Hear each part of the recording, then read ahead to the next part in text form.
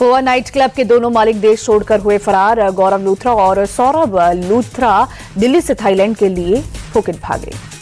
वहीं गौरव और सौरभ 7 दिसंबर की सुबह 5:30 बजे फुकेट के लिए हुए रवाना। इंडिगो के 6E1073 फ्लाइट से फुकेट भागे।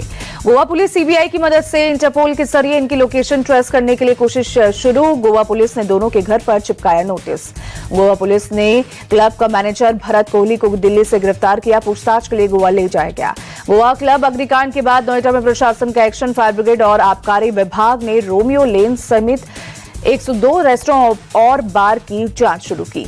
एमपी के सतना में राज्य मंत्री प्रतिमा भागरी का भाई अनिल बागरी गिरफ्तार। कार से 46 किलो गांजे की खेप हुई बरामद।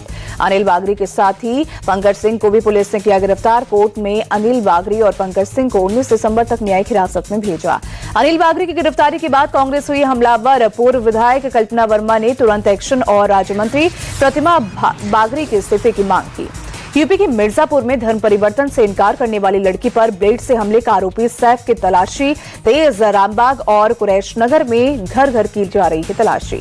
पुलिस से फरार आरोपी सैफ पर 25,000 के इनाम का किया ऐलान। अब तक साजिश में शामिल 9 लोगों को किया गिरफ्तार। ब्लेड कांड के बाद भड़का स्थानीय लोगों का गुस्सा। लोगों ने मशाल जुलूस निकालकर नारे लगाए। लोकसभा में आज से 2 दिन गूंजेगा एसआईआर का शोर। नेता विपक्ष राहुल गांधी करेंगे चुनाव सुधारों पर चर्चा की शुरुआत। केसी वेणुगोपाल, मनीष तिवारी, इमरान मसूद सहित कई दिग्गज होंगे चर्चा में शामिल। सरकार की तरफ से चुनाव सुधार पर कानून मंत्री अर्जुन मेघवाल बुधवार को देंगे जवाब। निशिकांत दुबे, पीपी चौधरी, अभिजीत गंगोपाध्याय और संजय जायसवाल चर्चा में हिस्सा लेंगे। राज्यसभा में आज वंदे मातरम पर होगी चर्चा। गृह मंत्री अमित शाह करेंगे चर्चा की शुरुआत। जेपी नड्डा भी रहेंगे अपना पक्ष। वहीं वंदे मातरम को लेकर लोकसभा में पीएम ने कांग्रेस को घेरा। बोले कांग्रेस ने तुष्टिकरण के लिए वंदे मातरम से समझौता किया। मोदी का कांग्रेस पर बड़ा आरोप। कहा कांग्रेस ने वंदे मातरम के टुकड़े किए। वंदे मातरम जैसी पवित्र भावना को इन्होंने विवादों में घसीटा। मोदी बोले वंदे मातरम को लेकर जिन्ना के विरोध का नेहरू ने समर्थन किया था। उन्होंने कहा था वंदे मातरम से मुस्लिम परेशान हो सकते हैं। बंटवारे को लेकर भी मोदी ने कांग्रेस पर हमला बोला। कहा कांग्रेस ने मुस्लिम लीग के आगे घुटने टेके, इसी के चलते देश का बंटवारा हुआ। पीएम मोदी बोले वंदे मातरम के मंत्र ने आजादी दिलाई। इस मंत्र ने त्याग और तपस्या का मार्ग दिखाया। वंदे मातरम की यात्रा अनेक पड़ावों से होकर गुजरी। मोदी बोले वंदे मातरम के 50 साल हुए तो देश गुलाम था। जब 100 साल हुए तो देश आपातकाल की जंजीरों में जकड़ा था। उस समय संविधान का गला घोटा गया था। संसद में पीएम बोले जब कांग्रेस बौखलाए हुए थे तब वंदे मातरम लिखा गया। बंकिम दास ने वंदे मातरम लिखकर ईंट का जवाब पत्थर से दिया। प्रधानमंत्री मोदी संसद में बोले वंदे मातरम स्वतंत्रता, बलिदान और ऊर्जा का मंत्र था। आजादी के दीवाने वंदे मातरम कहते हुए फांसी पर झूल गए थे। वंदे मातरम पर चर्चा के दौरान प्रियंका गांधी का सरकार पर हमला। कहा बंगाल चुनाव की वजह से वंदे मातरम पर बहस। सरकार जनता का ध्यान भटकाना चाहती है। प्रियंका गांधी ने वंदे मातरम पर चर्चा पर उठाया सवाल। कहा वंदे मातरम पर बहस की जरूरत नहीं। वंदे मातरम देश की आत्मा का हिस्सा है। प्रियंका गांधी ने वंदे मातरम पर सवाल उठाने को महापुरुषों को अपमान बताया। कहा कांग्रेस ने वंदे मातरम को राष्ट्रगीत घोषित किया। लोकसभा में चर्चा के दौरान राज्यसभा राजनाथ सिंह का कांग्रेस पर बड़ा हमला। कहा कांग्रेस ने वंदे मातरम से छल किया। वंदे मातरम को उपेक्षित और खंडित किया गया। राजनाथ सिंह बोले दुनिया की कोई ताकत वंदे मातरम को कम नहीं कर सकती। हम वंदे मातरम की गरिमा को दोबारा स्थापित कर रहे हैं।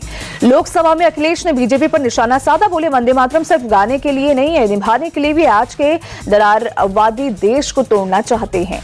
अखिलेश ने नाम लिए बिना बीजेपी को राष्ट्रवादी पार्टी बताया। लोकसभा में बोले ये राष्ट्रवादी पार्टी नहीं, राष्ट्रवादी पार्टी। ये लोग बताएं इन्होंने वंदे मातरम कब गाया। अखिलेश बोले एक रंगी पार्टी वाले बताएं आजादी के बाद भी इन्होंने देश का तिरंगा क्यों नहीं फहराया। जो आजादी के लिए लड़े नहीं वो वंदे मातरम को क्या समझेंगे। लोकसभा में सपा प्रमुख बोले आज भी कुछ लोग विभाजन के रास्ते पर हैं। गलत लोगों की मंशा देश समझता है। अखिलेश ने बीजेपी पर निशाना साधा। कहा सत्ता पक्ष हर चीज को अपना बनाना चाहता है। जो महापुरुष उनके नहीं है उनको अपनाना चाहता है। लोकसभा में पीएम के भाषण पर कांग्रेस नेता गौरव गोगोई बोले मुस्लिम लीग में वंदे मातरम का विद्रोह था। हमारे नेता मौलाना आजाद को वंदे मातरम पर कोई आपत्ति नहीं थी। गौरव गोगोई का बड़ा दावा। बोले हिंदू महासभा ने भी वंदे मातरम की आलोचना की थी। कांग्रेस हिंदू महासभा या मुस्लिम लीग से नहीं, वंदे मातरम के मूल भाग से चलती है।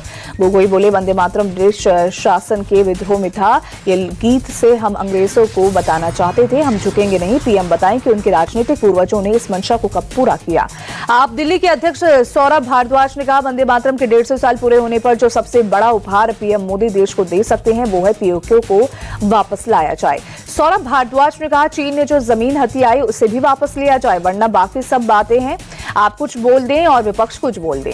संसद भवन में आज सुबह 9:30 बजे एनडीए संसदीय दल की बैठक, प्रधानमंत्री नरेंद्र मोदी सांसदों को करेंगे संबोधित।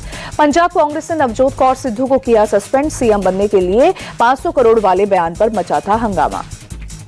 इंडिगो संकट पर नागरिक उड्डयन मंत्री राममोहन नायडू का राज्यसभा में बयान का, सरकार लगातार इंडिगो के संपर्क में, मामले में जांच के आदेश दिए। मंत्री राममोहन नायडू बोले, इंडिगो की समस्या उसकी ऑपरेशनल गलती से हुई, एयरलाइन रोस्टर मैनेजमेंट नहीं संभाल पाई।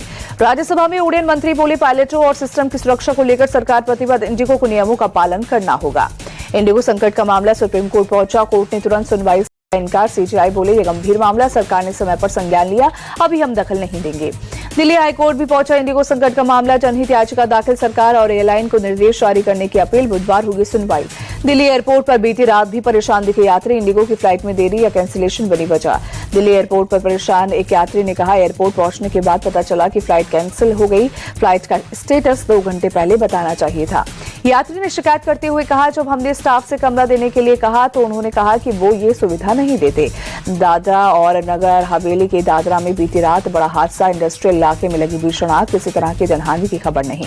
आग लगने के बाद आसमान में उठी ऊंची ऊंची लपटें, हादसे में बड़े पैमाने पर नुकसान की आशंका।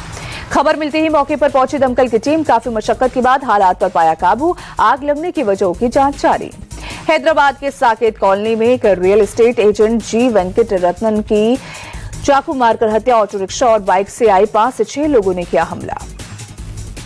जी वेंकट रत्नम की आपसी रंजिश में हत्या की आशंका। वेंकट रत्नम हिस्ट्री शीटर और डबल मर्डर में संदिग्ध था, पुलिस हमलावरों की तलाश में जुटी। लखनऊ के निगोहा में हत्या और शव जलाने के मामले में 5 आरोपियों की गिरफ्तारी, मामले का खुलासा करने के लिए 3 टीम गठित की गई।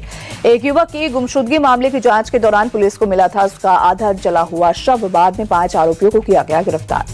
राजस्थान के बांसवाड़ा में जामा मस्जिद इलाके में पोस्टर विवाद, आई लव मोहम्मद के पोस्टर के सामने बजरंग दल ने लगाया लव जिहाद से संबंधित खबरों की कटिंग का पोस्टर।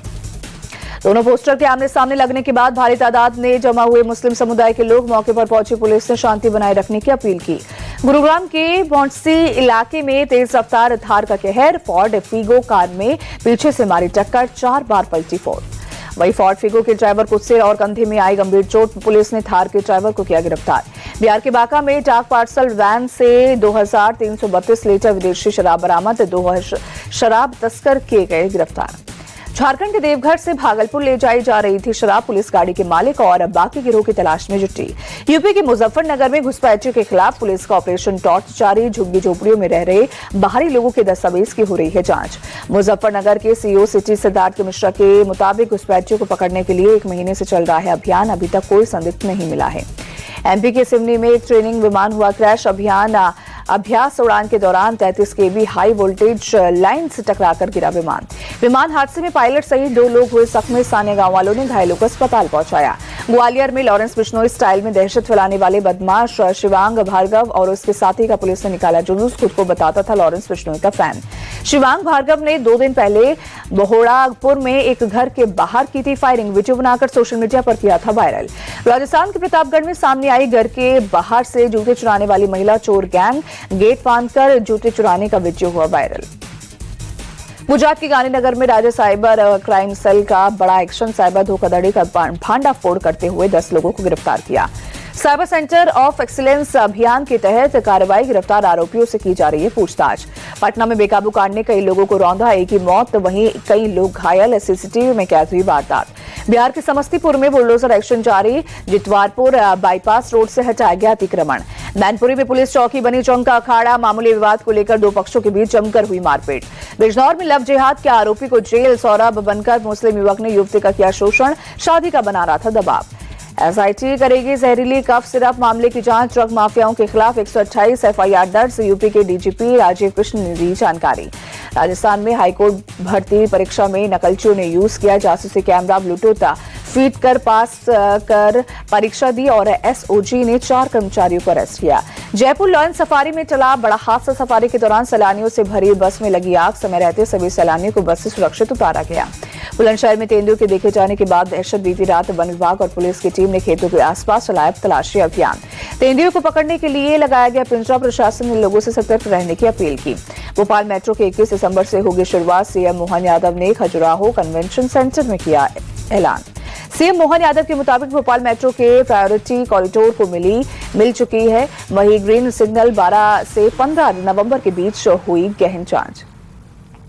मुंबई के गेटवे ऑफ इंडिया पर नौसेना का शौर्य प्रदर्शन, बीचिंग रिट्रीट और टैटू सेरेमनी ने दर्शकों का मन मोह लिया।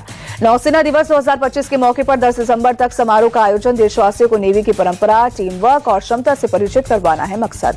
अमेरिकी राष्ट्रपति डोनाल्ड ट्रंप ने किसानों को बताया देश के $1.5 अरब के कृषि सहायता पैकेज का किया ऐलान। कहा ये रकम टैरिफ से होने वाले राजस्व से आएगी।